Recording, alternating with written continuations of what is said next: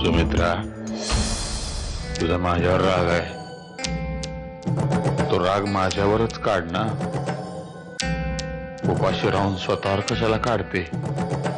बस झाली तुमची ही नाटकं. आता काय केलं म्हणजे विश्वास ठेवशील तू? ठीक आहे, मग हे दूध पिऊन दाखवा मला. मी नाही पिणार. मला स्वतःची आता लाज वाटायला लागले.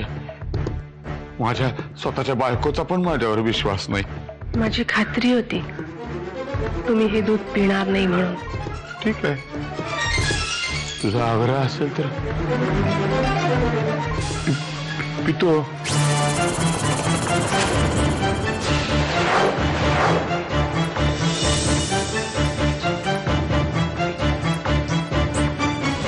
या दुधामध्ये विष असतं तर किती बरं झालं असतं. नाही, तुझा माझ्यावर विश्वास बसावा म्हणून एवढंच करू शकतो मी. विधानसभेच्या निवडणुकीत नव्याने झालेल्या महिलांसाठीच्या राखीव मतदारसंघाचं तिकीट तुम्ही मला देणार होता. नाही जमलं तेव्हा. पुढे तर मला असं म्हणायचंय की आपल्या रमावतीच्या शेजारील श्रीपूर मतदारसंघात निवडणूक घोषित झालीये आणि मला ती निवडणूक लढवायला आवडेल. कधी गेलेस का त्या मतदारसंघात?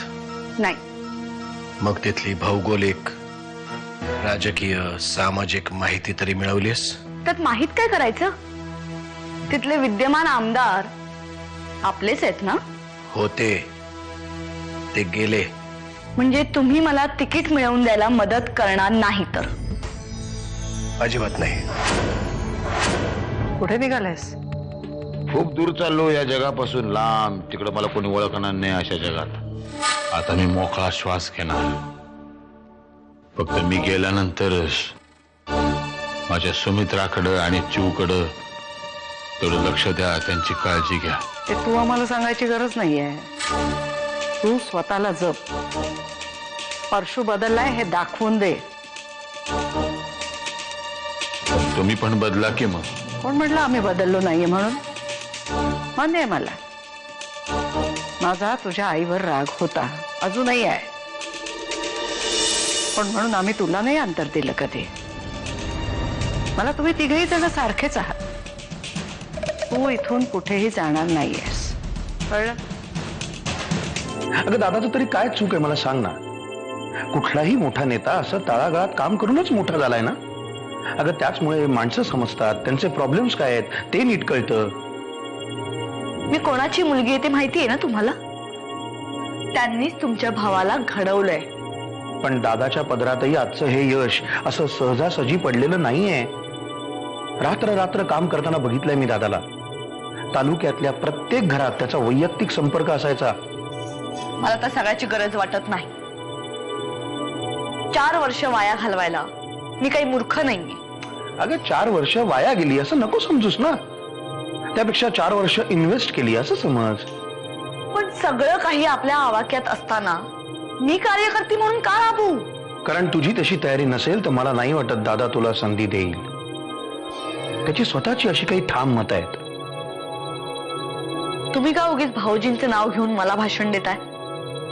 आणि तेही राजकारणावर, ज्यातलं आपल्याला काहीच कळत नाही. त्यावर इतक्या अधिकारवाणीने बोलू नये. जानकी वहिनी, तुमच्याशी थोडं बोलायचं होतं मला.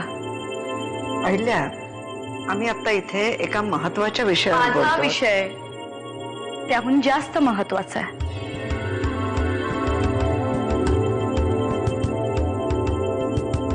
बारशाच्या खर्चाविषयी बोलायचंय तुमच्याशी. म्हणजे एवढे लाखो रुपये खर्च केले बारशावर, पण कुठे दिसले नाहीत कसे? आता बाई तिला सांगा, जे बोलायचं ते स्पष्ट बोल. मग ऐका, हे बँकेचं स्टेटमेंट आलंय. जानकी वहिनींनी बारशाच्या आदल्या दिवशी 1 लाख रुपये काढलेत.